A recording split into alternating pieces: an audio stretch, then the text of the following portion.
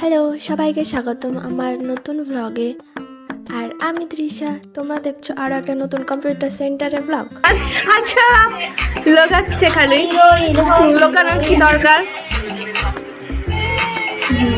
Cute girl কাঁদছিস কেন? কি চোখ জল করছে কেন তোর? জানি না আমি ভিডিও অন করলে এদের হাসাহাসি কান্নাকাটি শুরু হয়ে যায়, বাট শি ইজ কিউট না?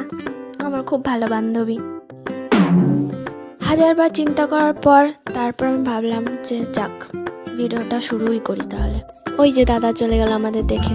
और कोई नहीं है हमारे सेंटर में, हम अकेले हैं। वो रहा हम अकेले, तुम अकेले, सब अकेले हैं।